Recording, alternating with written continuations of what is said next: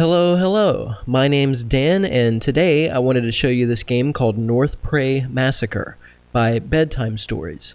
This was released back in August of 2020, and it's a teaser, so there's only like 10 minutes of gameplay, and sadly, I think it might be an abandoned project. And I say this because it seems like the developer may have moved on to another game, and he stopped updating this one, but that's okay.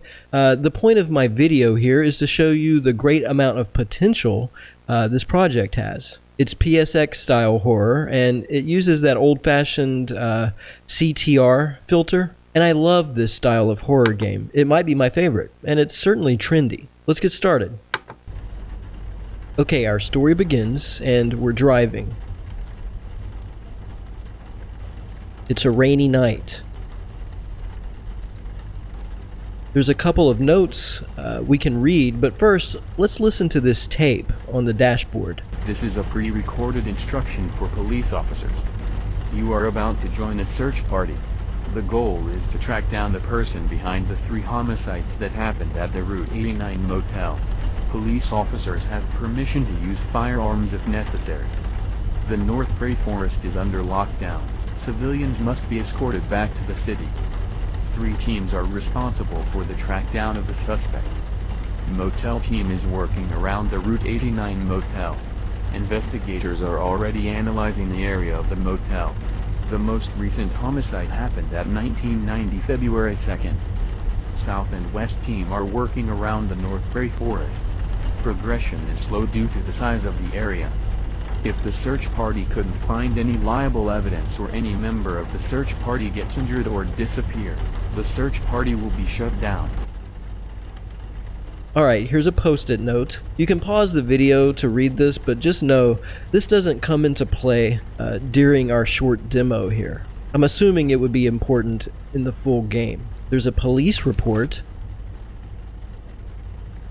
So we're looking for a killer who wears a pig mask and carries a knife and an axe. That sounds terrifying. Now at this point, we're done with the intro, and we can choose to move on to the next part, so let's click yes.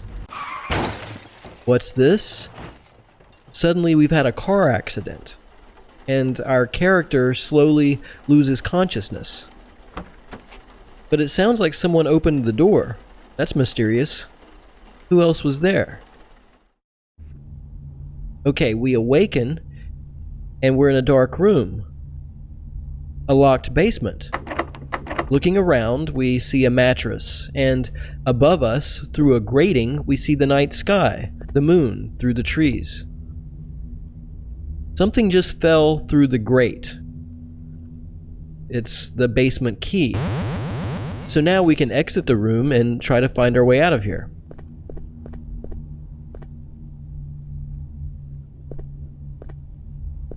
Here's an odd outcropping. A TV and a clock. Okay, this is obviously some kind of puzzle, so we'll come back to it when we have more information. Another locked door, and here we can squeeze through to the other side, to another lit room.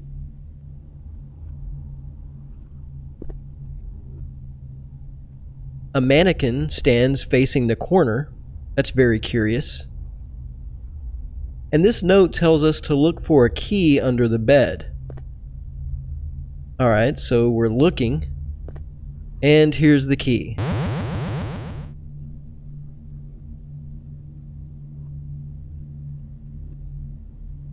We can try it on that door. Here we go. Now, this is an empty storage room, save for a single note we can read. The important thing here is the time it mentions, 3:30. Now, armed with this clue, let's return to the grandfather clock. Alright, let's see what happens when we set the time to 3:30.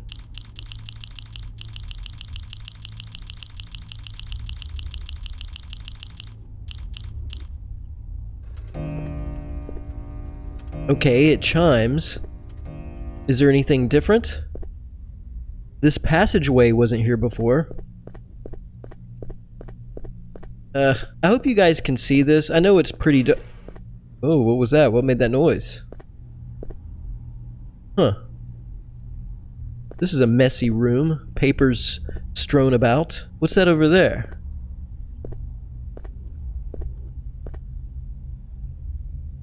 Is that a person? Two doors on either side. It looks like a person, but this is a rusted suit of armor. Okay, it's a knight. What purpose does it serve? Here we come across another room.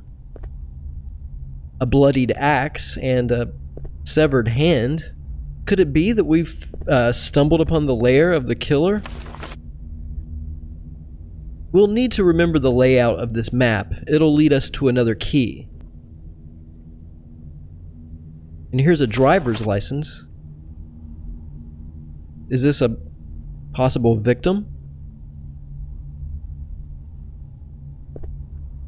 Nothing over here.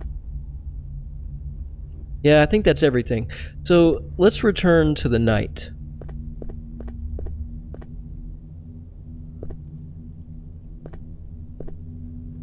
Here we find another post-it mentioning a key. And there's two arcade cabinets here, one of which we can interact with. Now check this out. I thought this was pretty innovative.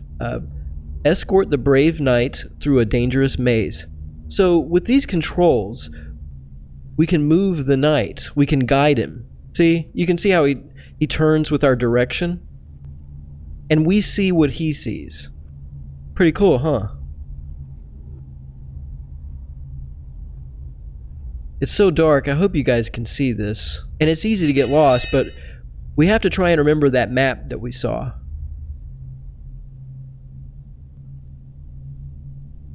It's like up this way, right?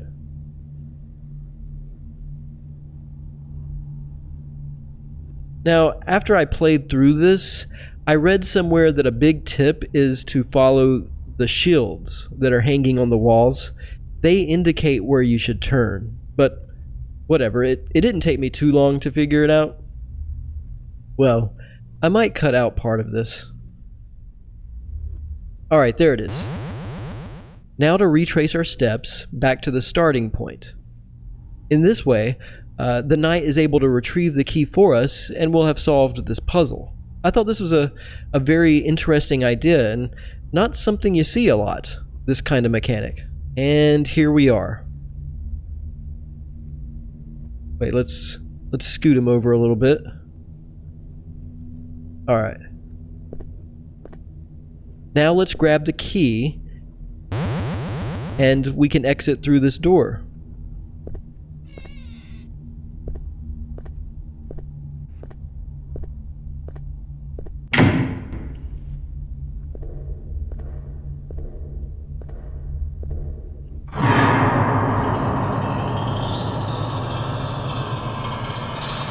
And that's the end of the demo. Had a little jump scare there at the end. What'd you think? Like I said before, this has a lot of potential. Being trapped by the very killer that we were sent to discover, being imprisoned in a dark underground maze. I loved the PS1 style look the developer had going. The sound effects were excellent. It controlled well. I don't really have any complaints about this, and I would really like to see it expanded upon.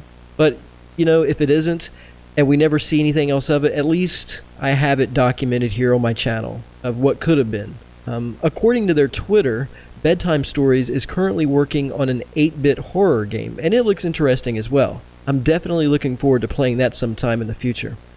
Anyway, thanks so much for watching. You guys are the best. I hope you enjoyed the video. Stay safe out there, and I'll see you next time.